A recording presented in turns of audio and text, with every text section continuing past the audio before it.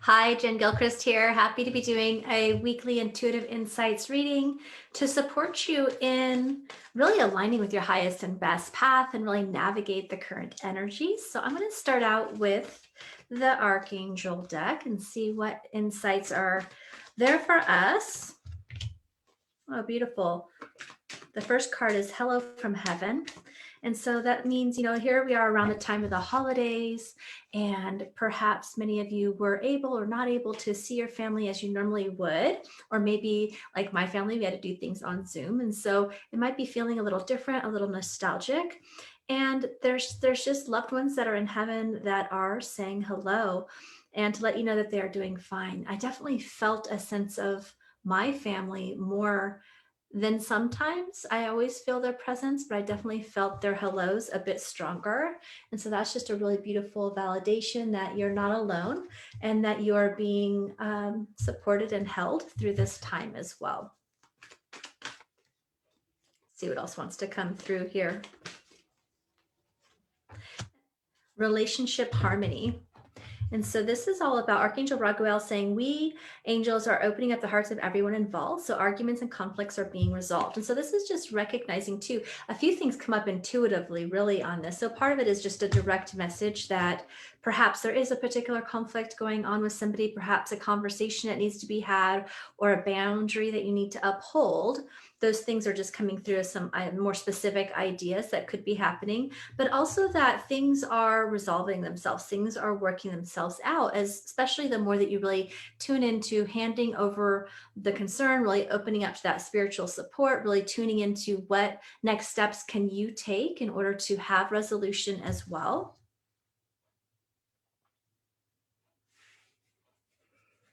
And also, I feel there's a lot around just wrapping up this year. There's a lot around ancestral healing, karmic healing.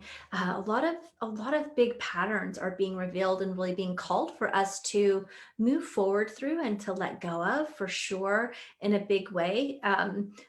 This whole entire year. And so just noticing and using this as an opportunity for healing and for growth and for awareness of all of those things that might be showing up and rearing their head, just seeing it as a growth opportunity, as a transformational opportunity, and really as a signpost and an invitation to really look at something that's not in your highest alignment, that you're being called to handle or resolve in a new way.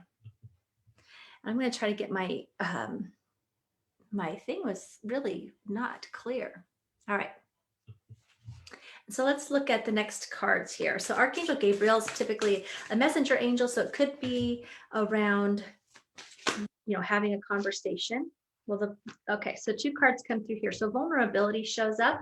So whether that's being vulnerable in a conversation with others or being vulnerable in the way that you share your message with the world, I feel like this could definitely be both sided. It does say listen to your feelings, your vulnerable feelings, as they contain wisdom and inspiration, and then pray for strength to focus on your priorities no matter what. And so I feel like this is sort of split in terms of the people that will be watching this, that if there's feelings coming up in relationship, that your body is a divination tool. Your feelings are important and valid information to be paying attention to in terms of how you can navigate what is in the highest and best for you and for others, to resolve conflict, to find your own personal alignment, as well as, and also seeing the mirroring. And so intuitively, I'm just noticing it just feels like there's a mirroring. And so just recognizing your part within a dynamic or a situation. We're never victim to a scenario. And it doesn't mean that we accept bad behavior or toxic kind of patterning, for sure, for some that might be coming up. But it is noticing where is our part within this, what is our role within this, that we are actually being called to grow through, so that we don't have to keep experiencing it, right? So just recognizing the lessons within that, using your body's wisdom as a sign, seeing it as an opportunity of growth and transformation, and really doing a little bit of that inner work to guide you through what is it that the message is for you. And for some of you, I also feel like this is in your business. So it is about also sharing your insights or your messaging that you are sharing, whether it's through blogging, through videos, through content, through honest communication and clear communication, that actually feels like coming in with a bit more like vulnerability in the sense of what you might be sharing. And so that is just for some of you, if you're looking at really growing and expanding your business, or you feel called to or like align with the idea of being a messenger in the world, then this could be a call to really just speak your truth vulnerably and authentically.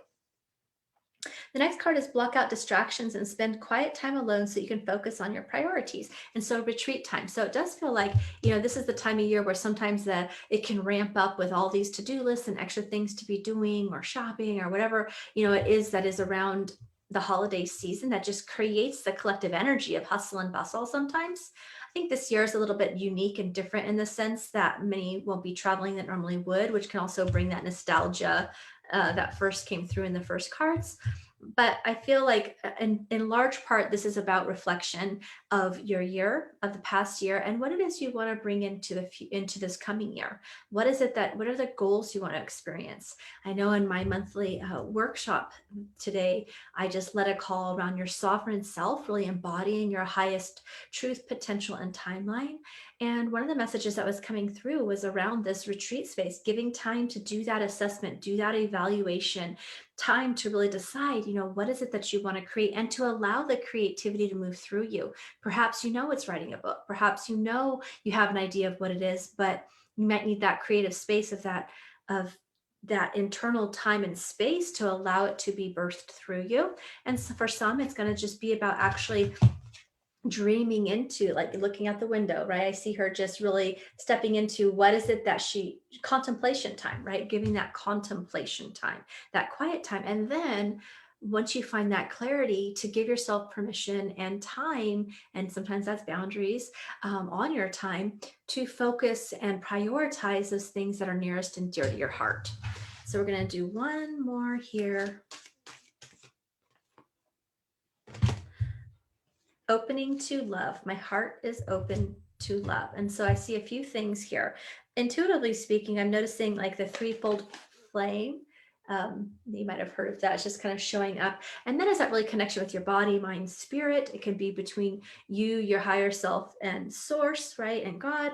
And so you can look at that in many different ways, the masculine, the feminine, and that integrated with a personality. I mean, there's many different Trinity symbols that can make sense for this, but ultimately speaking, it's about really expanding that heart, really opening to love. If there is conflict with others in relationship or something going on, then it's like sink into that heart, really open up to that love, have those vulnerable, authentic communications, really decide that you want resolution, whatever that means for you. Again, it doesn't mean accepting behavior that's not healthy, but it is also about letting go of any anger and resentment that is toxic for you as well.